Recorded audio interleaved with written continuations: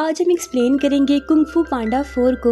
अगर आपने इसके पहले तीनों पार्ट्स नहीं देखे तो पहले जाकर वो देख लें। तो इस कहानी की शुरुआत में हम बहुत सारे भेड़ों को देखते हैं जो लोहे की कान से लोहा निकालने का काम कर रही थी। तभी एक टाइगर उनके पास आता है जिसका नाम टाइलंग था। वो उनको कहता है कि जाओ और अपने वॉरियर को बताओ कि टाइलंग वापिस आ गया है और वो भी पहले से ज्यादा पावरफुल हो चुका है। अब सीन कट होता है और हमें विलेज दिखाया जाता है ड्रैगन वॉरियर पो का, जो एक पांडा है। वो अपने गाँव वालों से कहता है कि इसलिए सब यहाँ अमन में रहते हैं क्योंकि ये मेरा गांव है। यहाँ मास्टर शिफू पो से मिलने आते हैं जिन्होंने उसे कुंग-फू सिखाया था और उसे एक ड्रैगन वॉरियर बनाया था। वो उसे कह रहे थे कि पो, अब तुम्हारे ड्रैगन वॉरियर बनने के दिन खत्म हो चुके हैं। समय आ गया है कि तुम्हें इस सिटी के लिए किसी और को ड्रैगन वॉरियर चुनना होगा। जबकि पो को खुद मेडिटेट करके अपनी अंदर की पावर्स निकालनी थी। ये सब बातें उसके माइंड में बैठ ही नहीं रही थी। वो मास्टर से कहता है कि मैं खुद ही ड्रैगन वॉरियर रहना चाहता हूँ। लेकिन यहाँ मास्टर शिफू क्लियरली उसे कहते हैं कि पो, तुम्हें मेडिटेशन करनी होगी क्योंकि हमारे ग्रैंड मास्टर भी यही चाहते थे, इसलिए उन्होंने तुम्हें अपनी स्टिक दी थी,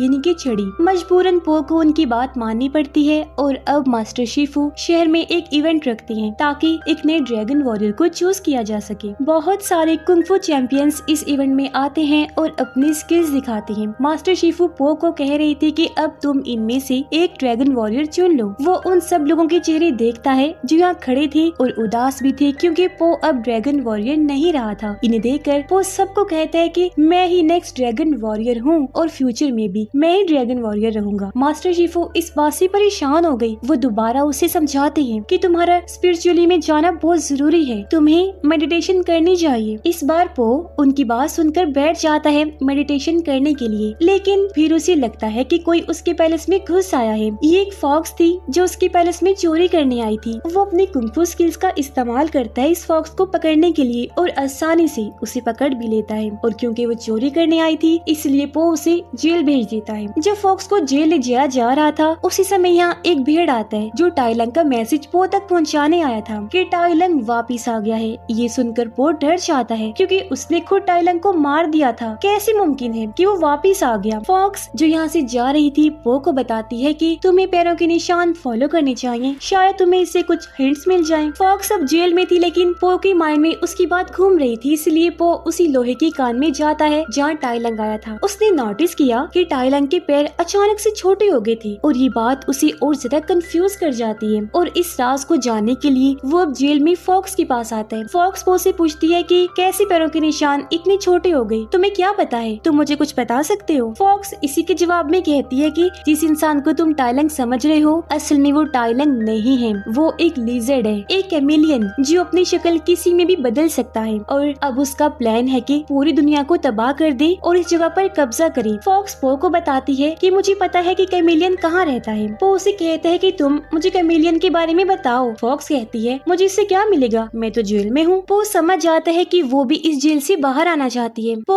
उसे जेल से बाहर निकालता है और अब वो कैमेलियन को पकड़ने के लिए निकलते हैं। रास्ते में पो और फॉक्स बहुत बातें करते हैं जहाँ फॉक्स उसे बताती है कि जब मैं छोटी थी मेरे पेरेंट्स मर गए थे। उस मुश्किल वक्त में कुछ चोरों ने मेरा साथ दिया, मुझे पाला और मुझे चोरी करना सिखाया जिससे मैं सरवाइव कर रही थी। वो पो को ये भी बताती है कि मेरे सारे दोस्त उसी शहर में रहते हैं जहाँ कैमेलियन रहता है, इसीलिए मुझे कैमेलियन के बारे में इतनी जानकारी है। अब वो अपने दोस्तों से मिलने पो के साथ आती है जो पो को बहुत क्यूट लगती है, लेकिन असल में वो बहुत डेंजरस थे। पो को कैमेलियन के पैलेस जाना था। अब क्योंकि वो कैमेलियन का दुश्मन था कोई उसका स्वागत तो नहीं करेगा सामने से, इसलिए वो छुप कर पैलेस के अंदर जाते हैं। लेकिन उनका सामना बहुत सारे क्रोकोडाइल सोल्जर से हो जाता है जो इस समय सो रहे थे। ये दोनों यहाँ से निकलने का सोचते हैं लेकिन पो के एक शोर करने की वजह से सारे क्रोकोडाइल्स जाग जाते हैं और उनमें लड़ाई शुरू हो जाती है। जब तक क्रोकोडाइल्स उन्हें पकड़ते फॉक्स और पो दोनों पैलेस के अंदर भागते हैं। पैलेस के मेन एरिया की तरफ जाने पर उन्हें बहुत सारी ट्रैप्स का सामना करना पड़ता है। अब हम देखते हैं कि पो तेजी से चल रहा था और फॉक्स पीछे ही रह गई थी। फिर अचानक से एक बड़ा लोहे का पिंजरा पो पर गिर जाता है। फॉक्स ये देखकर परेशान हो जाती है। जब वो ये पिंजरा पो से हटाने की कोशिश करती है तो ये बहुत भारी होने की वजह से वो उठा ही नहीं पा रही थी, इसलिए वो उसे अपनी जादुई छड़ी देता है जिससे वो ये पिंजरा हटा सकती थी। लेकिन जैसे फॉक्स को वो छड़ी मिलती है वो ऐसे बदलती है जैसे वो पो को जानते ही नहीं। इसी वक्त कैमेलियन आता है और हंसना शुरू कर देता है। कहता है तुम्हें क्या लगा था कि ये फॉक्स तुम्हारी मदद करेगी, मैंने उसको बचपन से पाला है, वो मेरे लिए काम कर रही थी। कैमेलियन पो को फॉक्स की कहानी बताता है और कहता है कि जब वो छोटी थी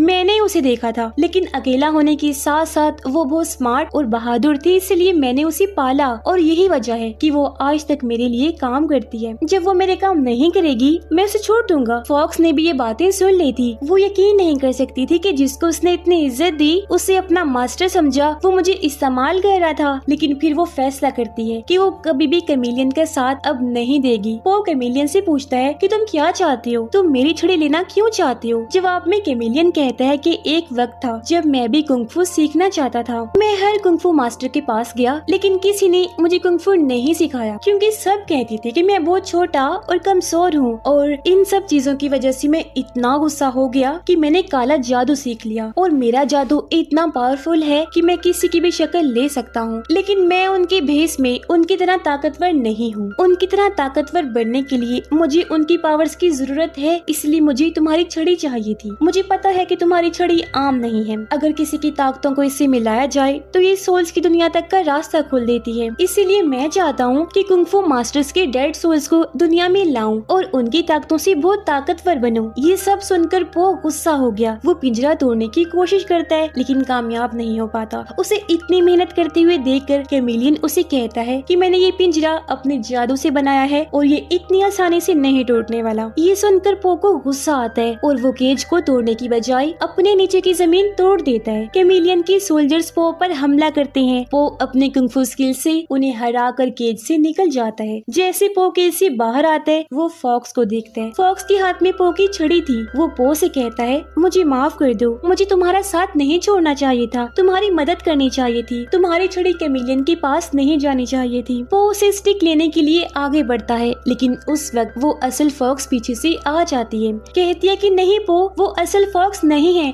छड़ी को मत छूना। लेकिन पो तो छड़ी को हाथ लगा चुका था। जैसे उसने स्टिक को छुआ, पो की ताकत और स्टिक की ताकत एक हो गई। कैमेलियन अपने जादू के जरिए इन पावर्स को अपने अंदर एब्सॉर्ब कर लेता है और इन ताकतों के जरिए वो सोल्स की दुनिया का दरवाजा खोल सकता था। इन ताकतों को लेने के बाद कैमेलियन पो को उठाता है और उसे अपने पैलेस से नीचे फेंक देता है। उसका पैलेस एक टावर की तरह ऊंचा था। पो काफी ऊपर से नीचे गिर रहा था तो मर भी सकता था, लेकिन बीच रास्ते में कोई आकर उसे बचा लेता है। जिसने उसकी जान बचाई वो पो के दोनों डैड थे, एक उसके असली डैड तो एक वो जिन्होंने पो को पाला था। पो अपने डैड को बताता है कि कैमेलियन ने मुझे धोखा दिया और मेरी छड़ी ले ली। पो की जिंदगी खतरे में थी, इसलिए उसके डैड कहते हैं कि कैमेलियन से लड़ाई मत करो। लेकिन पो ने पहले ही फैसला कर लिया था कि वो अपनी गलती को ठीक करेगा और अपनी छड़ी वापस लेगा। अब हम देखते हैं कि कैमेलियन ने पो की पावर्स और उसकी स्टिक की पावर्स को इस्तेमाल किया और सोल्स की दुनिया का दरवाजा खोल दिया। उसने पहले टाइलन को सोल्स की दुनिया से बुलाया और जैसे उसके पास आया उसने उसकी सारी ताकत ले ली। टाइलन उससे पूछता है कि तुम्हें स्टिक कैसे मिली? मुझे पता है ये पो की है, उसने तुम्हें ये कैसे दी? कैमेलियन कहता है मैंने ये उससे ले ली। टाइलन जवाब देता है कि मुमकिन नहीं कि पो तुम्हें अपनी स्टिक इतनी आसानी से दे दी। कैमेलियन जवाब देता है अरे यार उसने कहाँ दी, मैंने उससे छीन ली है और अब इसकी मदद से मैं सोल्स की दुनिया से सारे कुंग-फू मास्टर्स को बुलाऊंगा और उनकी ताकत ले लूंगा। ये सुनकर टाइलन को गुस्सा आ जाता है और कैमेलियन के लोगों को मारना शुरू कर देता है। कैमेलियन उसको ये करता देखकर उसकी सारी ताकत एब्सॉर्ब कर लेता है और जब टाइलन कमजोर हो जाता है तो उसे एक पिंजरे में बंद कर देता है। अब वो सारे मास्टर्स को एक एक करके सोल्स की दुनिया से निकालता है और उन्हें भी एक पिंजरे में बंद कर देता है। यहाँ दूसरी तरफ हमें दिखाया जाता है कि पो कैमेलियन से लड़ाई करने के लिए आ रहा था और इस दौरान एक फॉक्स उसके सामने आती है जो कहती है कि मैंने बहुत बुरा किया, मुझे माफ कर दो। पो उसकी बात नहीं सुनना चाहता था और उस पर भरोसा नहीं करता। फॉक्स उसे कहती है कि मुझे पता है कि कैमेलियन बुरा है और मैं उस फैसले में तुम्हारा साथ देना चाहती हूँ। अगली सीन में दिखाया जाता है कि पो अब कैमेलियन के पैलेस तक पहुँच गया था। यहाँ वो कैमेलियन पर हमला करके दूर फेंकता है और अचानक एक लोहे की चीज उस पर फेंक के मारता है। ये हमला फॉक्स ने किया था और इस हमले की वजह से कैमेलियन को बहुत गुस्सा आ जाता है। कैमेलियन अपनी सारी पावर्स इस्तेमाल करता है और अपने आप को एक बड़ा मॉन्स्टर बना लेता है जो कि सारे मास्टर्स की पावर्स को मिलाकर बना था जो उसने सोल्स की दुनिया से निकाली थी। पो और फॉक्स इससे नहीं डरते।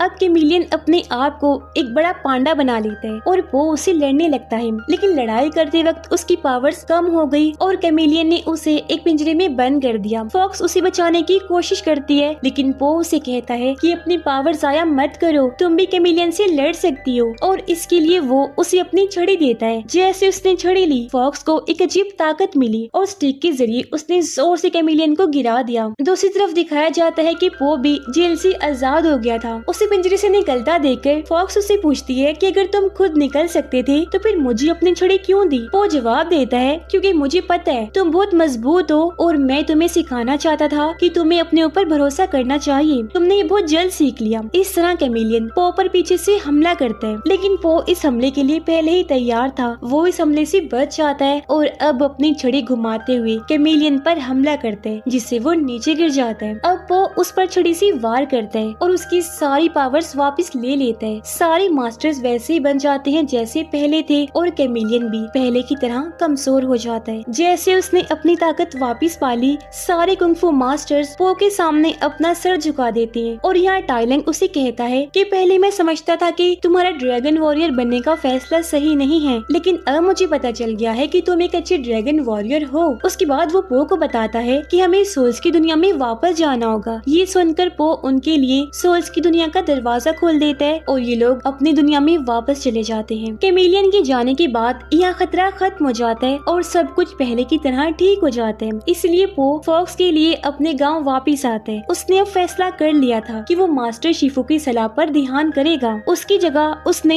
अब एक नया ड्रैगन वॉरियर चुनना था, जो कोई और नहीं बल्कि फॉक्स थी। मास्टर शिफू भी उसके फैसले पर राजी हो गई। उसके बाद दिखाया जाता है कि पो की 4 दोस्त जो उसके गांव से बाहर गए थे, वो भी उसके गांव वापस आ जाते हैं और वो फॉक्स को ड्रैगन वॉरियर बनने की ट्रेनिंग देते हैं। पो अपनी मेडिटेशन करता है और इस सब के साथ कहानी यहीं पर खत्म हो जाती है। उम्मीद करते हैं कि स्टोरी आपको पसंद आई होगी। कुंग फू पांडा के चारों पार्ट्स आपको कैसी लगी जरूर बताइएगा। बाकी मिलेंगे और भी ऐसी इंटरेस्टिंग मूवीज के साथ। And finally thanks for watching.